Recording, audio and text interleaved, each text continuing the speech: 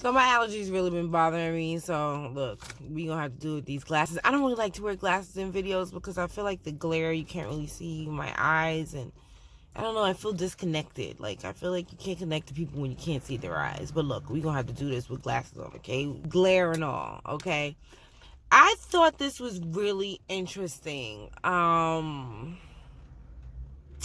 Yeah, let's just get right into it, and I'm just gonna cut into it. Yeah. Out to a story you will only see right here on Good Day LA. Is the Compton City Council shutting down good ideas just to settle political scores? Gina Silva is here with this story. If that is the truth, that's a big problem. We're taking a look at that. Good morning. Yes, we started focusing on Compton because many of our viewers were complaining about. Let's stop right there. So my interest was already peaked. I saw this on Beautiful Yo-Yo's page, right? And my interest was already peaked. Compton? Isn't that around about where, I don't know how these cities is, but that's close, South LA. Isn't that where Nipsey Hussle lives? Where he was buying up all that property? Where he had successful businesses already? Let's continue. The problems in their city, mainly the infrastructure, a lot of potholes in Compton. But then we discovered, with the help of many residents, that there are much bigger problems, like this project. It would have cost the city of Compton absolutely nothing. In fact, it would have brought $500,000 in renovations. But it was rejected. And the alleged reason behind it has many people upset. What I did for the city and trying to help the city was 100% legit. Compton resident Chico Brown, a former gang member, raised $500,000 to invest in the city of Compton. His idea? Here's where my melanin continues to tingle. Another ex-gang member raised $500,000. Let's keep going. Unite rival older gang members who have a background in construction to rebuild and restore parts of Compton that desperately need it. You know, I got guys from East Side, Crips, Pirus, and Hispanics working together. You know, I went to the mayor and asked, is it, you think this possible? He said, yeah, write up a proposal. He did, and suddenly gang members who couldn't stand each other before were excited to work together for the betterment of Compton. It seemed to be a no-brainer to go to the city and say, hey, we got this money. We got these guys that want to come back and repair some of the damage that they've done over the years. What the guys didn't know is that the city of Compton, according to many residents, is in crisis. And Chico's project was caught right in the middle of political infighting. My vote on this side of this no. Councilperson Galvez? No. Councilwoman Zurita, Tana McCoy, and Councilman Igalvan voted no on Chico's project. I was asking her, why? How could you do this to your city, to your community? He believes the answer to that question was captured on camera. Chico had been filming his proposal for a possible documentary. This exchange Here's where it gets sketchy as hell. with Councilwoman Zurita was captured in a public setting in council chambers after his project was voted down. Never. That's what you get. Never. That's Look, what see, you that's get. but that's what they think. That's not true. Zurita made it clear she doesn't like Asia Brown, the mayor of Compton. This is her whole project. That's what That ain't got nothing to do with this. sometimes it ain't what you do, it's who you associate with, right? You know that better than me, Chico. You know that better than me. I wouldn't support that mother to eat. We understand that there's some infighting between you and the mayor, and you're not allowing certain projects to go through because of that. That's not true. I don't know where you get your facts from. That is not true. I have never not voted to pass something to progress the city of Compton. Lying ass. I know what you're thinking. I was thinking the same thing. Who is the mayor? I wasn't surprised, unfortunately. Compton Mayor Asia Brown says, Oh. I mean, my melanin's not even tingling at this point. My melanin's on fire. this isn't the first time a project that would benefit the residents of Compton gets turned down by the same council members, Zurita, Galvan, and McCoy.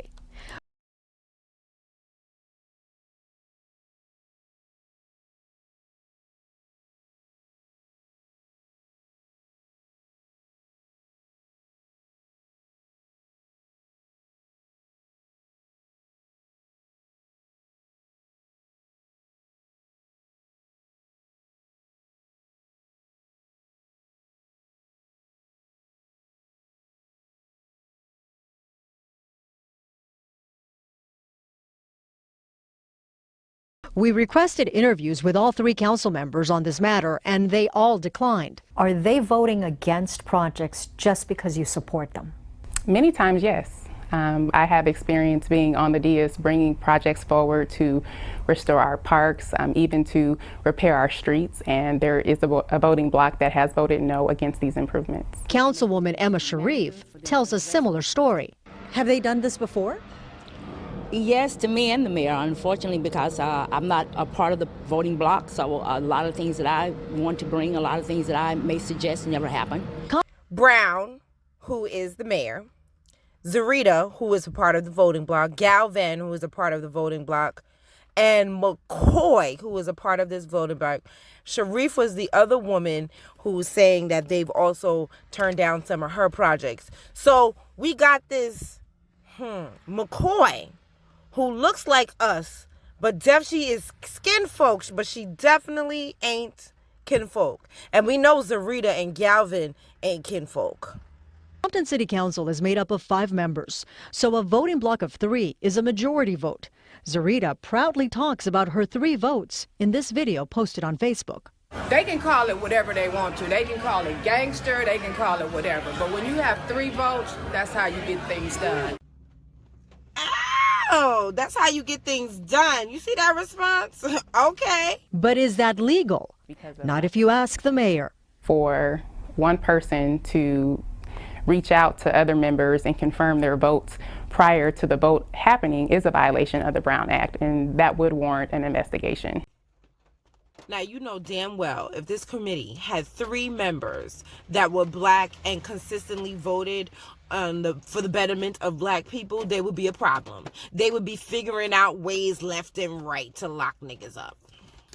For the men who wanted to make a difference in their community, the outcome to such a promising project is devastating. I thought it was BS. You know what I mean? I don't see how they could turn it down. What do you want our viewers to get from this story? The truth and stop the corruption. Gina Silva, Fox.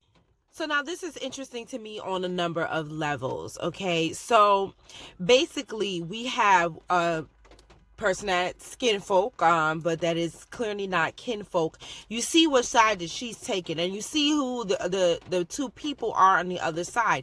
We keep thinking that we have friends in this, and we do not. We do not. Those are 2 white Hispanics. They're not saying that all Hispanics are against us, but those are 2 white Hispanics that are clearly voting against what's best for our communities. Right? Why do you think that is? What? Those of you all that have watched my lives, what did I tell you? Didn't I tell you that Mexicans have their own word for nigga? It is mayete. Okay? Mayete, I told y'all. Okay? See that right there? In prison, out soon. For you females who are Mexican, date your own race. Los mayetes belong in the zoo. If you seen with one in Longo Beach, you will be green lighted. You hear that? Okay. So you bang? So you bang? Do I bang? Yeah, so you bang? Do I bang? Yeah, do you bang? I just told you a minute ago I don't bang. Alright, do you bang? You don't bang? No, I don't. Alright, look, put that shit on. Fuck crash, homie. Fuck niggas. Don't go inside, homie. Wait, why you gotta say fuck niggas? homie? And we got this, I don't even want to call her a sister. She is a blister in the community. Okay. We got this woman who is siding with them, voting against the people in her own community. Why? Because she has an attitude with the mayor? This is why, you know what, it really reminded me of why the whole point of me doing the Jewish documentary series. And I didn't get a chance to finish because some of my own personal stuff. And the series was just very, very emotionally draining, and I had to stop for my own sanity. Okay, but I need to finish it. But this is the point.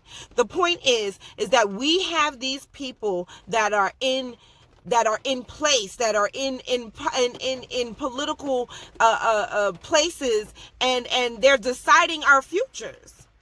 There's no way that gentrification can be happening in our communities with as many people that look like us, that are in these city council and all these positions, okay? Let's not even talk about higher ups, the mayors and the senators and all this kind of stuff. We got all of these people that look like this in these high political positions.